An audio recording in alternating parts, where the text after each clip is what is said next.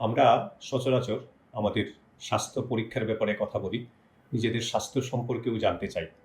আমাদের blood pressure সম্পর্কে আমরা যেরকম সচেতন, ব্লাড প্রেশার মাপতে চাই। একইভাবে ব্লাড সুগার সম্পর্কে সচেতন, আমরা ডায়াবেটিস আছে কিনা, ওঠানামা করছে কিনা সেটাও জানতে চাই। কিন্তু আমাদের শরীরের চর্বির মাত্রা কীরকম আছে আমরা প্রায়ই এটার দিকে খেয়াল করি না। চিকিৎসকের কাছে গেলে ওনারা দেন, মাঝে মধ্যে আমরা করি, কিন্তু নিজেদের উদ্যোগী হয়ে এই রক্তের চর্বির মাত্রা বা যেটাকে মেডিকেলের ভাষায় আমরা বলি লিপিড প্রোফাইল, এটা আমরা করার ক্ষেত্রে প্রায়ই নিজেদের অবহেলা করি। এখন কেন আপনি আপনার শরীরের চর্বির মাত্রাটা মাপবেন? এটা খুবই জরুরি একটা জিনিস। এই শরীরের চর্বি আমাদের নিজের পুষ্টির জন্য যেমন প্রয়োজন, তেমনি এই চর্বিগুলো কিন্তু শরীরে বিভিন্ন রকমের অসুবিধাও তৈরি করে। সাধারণত বয়সের সাথে সাথে এই চর্বিগুলি রক্তনালীর গায়ে লেগে থাকে, লেগে রক্তনালীগুলোকে চিকন করে দেয় এবং রক্ত চলাচলে বাধার সৃষ্টি করে। ফলে বিভিন্ন অঙ্গ প্রত্যঙ্গে আমাদের যেগুলো জরুরি অঙ্গ, যেমন ব্রেইন, আমাদের হার্ট, আমাদের কিডনি, আমাদের মাংসপেশি, সমস্ত জায়গায়, ইভেন আমাদের চক্ষু, খুবই গুরুত্বপূর্ণ জিনিস রেটিনা, এগুলো রক্ত চলাচলের ক্ষেত্রেও এই রক্তনালী চিকন হয়ে গেলে পরে এই রক্ত চলাচলে বাধা পায়। তাহলে আমাদের পরবর্তীতে এই বয়সজনিত জটিলতাগুলোর ঝুঁকির মুখে আমরা পড়ে যাই।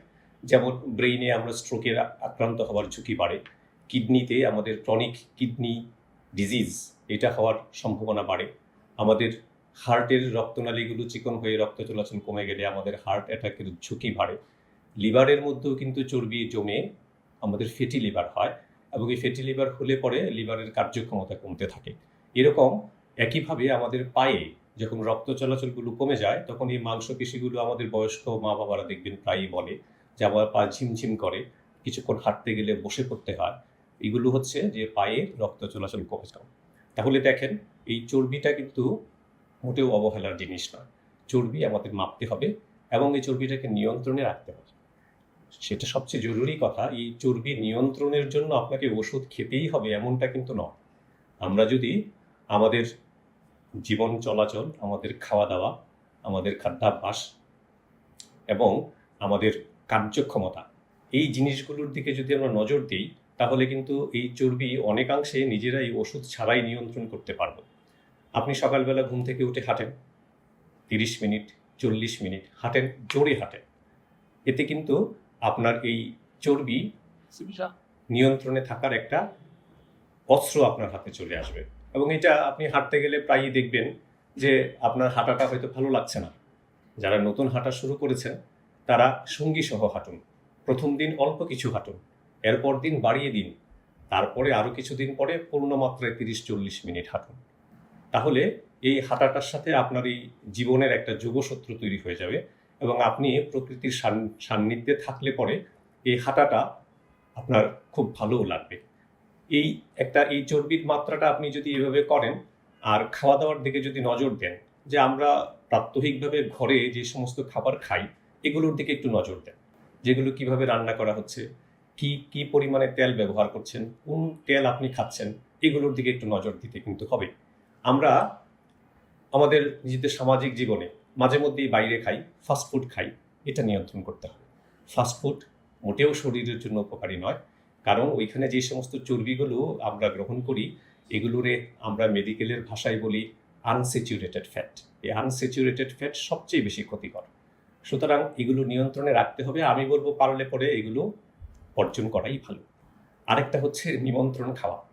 আমি এটাতেও আপনাকে বলবো যে এটাও আমাদের নিয়ন্ত্রণ করতে হবে, কারণ এই ঘন ঘন নিমন্ত্রণ যদি আপনি খান, তাহলে আপনার এই প্রতিদিনের ক্যালোরির যেই একটা সীমা থাকে, আপনি হয়তো 4 দিন 5 দিন সুন্দর করে আপনার ডায়েটিং করে আপনি আপনার চর্বি নিয়ন্ত্রণে রাখছেন, কিন্তু একদিন গিয়ে যে আপনি যেই পরিমাণে ক্যালোরি গ্রহণ করছেন, তাহলে কিন্তু এই 5 দিনের এই পরিশ্রমটা বৃথা হয়ে গেল।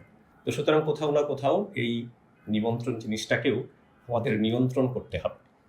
আর রইল সচেতনতা, আপনি অবশ্যই ডাক্তারের কাছে যাবেন যদি আপনার চর্বির মাত্রা বেশি থাকে, এবং সেই অনুযায়ী ডাক্তার যদি আপনাকে বলে যে আপনাকে চর্বি কমানোর ওষুধ গ্রহণ করতে হবে, সেটাও নিয়মিত গ্রহণ করতে হবে। যে চর্বি কমে গেল আমি ওষুধ বন্ধ করে দিলাম, এটাও কিন্তু হবে না। ডাক্তারই আপনার সিদ্ধান্ত নেবে যে আসলে আপনার চর্বি কমানোর ওষুধ বন্ধ করা লাগবে কিনা। আপনার যদি নিয়মিত কোনো হার্টের অসুখ থাকে, আপনার যদি স্ট্রোক হয়ে থাকে, আপনার যদি কিডনির রোগ থাকে, আপনাকে হয়তো চর্বির ওষুধ সারা জীবনই খেতে হবে। তো সুতরাং এই সিদ্ধান্তগুলো আপনার চিকিৎসক আপনাকে দেবেন। আর সবার শেষে বলি, ফ্যাটি লিভার এটা কিন্তু একেবারে মহামারী আকারে আমাদের দেশের জনগণের হচ্ছে, ইভেন আমাদের গ্রামীণ লোকজনেরও হয়ে যাচ্ছে। তো কোথাও না কোথাও আমাদের খাদ্যাভ্যাসের সাথে সাথে আমাদের যেই চলাফেরা, আমাদের যেই কর্মকাণ্ড, এগুলোর কারণেও কিন্তু আমাদের এই লিভারে চর্বি জমছে। আমরা কাজ করছি না, যেই পরিমাণে আমরা চর্বি গ্রহণ করছি সেই পরিমাণে চর্বি পোড়াচ্ছি না, সেই জন্যেই কিন্তু চর্বি জমছে। আর ফ্যাটি লিভার, বাজারে ফ্যাটি লিভারের জন্য অনেক ওষুধ আছে, এগুলো সবার জন্য কিন্তু প্রয়োজনীয় নয়। আপনার চিকিৎসক সিদ্ধান্ত নেবে যে আপনার ফ্যাটি লিভারের জন্য আসলেই আপনার ওষুধের প্রয়োজন আছে কিনা। ফ্যাটি লিভারের এখন পর্যন্ত যেটা প্রমাণিত চিকিৎসা, যে আপনাকে ওজন কমাতে হবে, তাহলেই আপনার লিভারের চর্বি অনেকাংশে কমে যাবে। আশা করি আমার এই ক্ষুদ্র কথায় আপনাদের কিছু উপকার হবে। আপনারা নিজেদের রক্তের চর্বি সম্পর্কে সচেতন হবেন এবং তা নিয়ন্ত্রণে রাখতে উদ্যোগী হবেন। আমি ঢাকায় ল্যাব8 কলাবাগান এই শাখায় নিয়মিত আপনাদের সেবা দিচ্ছি প্রতি বৃহস্পতিবার এবং শুক্রবার। আমাকে সন্ধ্যা 6টা থেকে 8টা পর্যন্ত আপনারা পাবেন। আপনাদের যে কোনো স্বাস্থ্য সম্পর্কিত পরামর্শের জন্য আমি আপনাদের অপেক্ষায় থাকলাম। আপনারা সবাই ভালো থাকেন, সুস্থ থাকেন। আসসালামু আলাইকুম।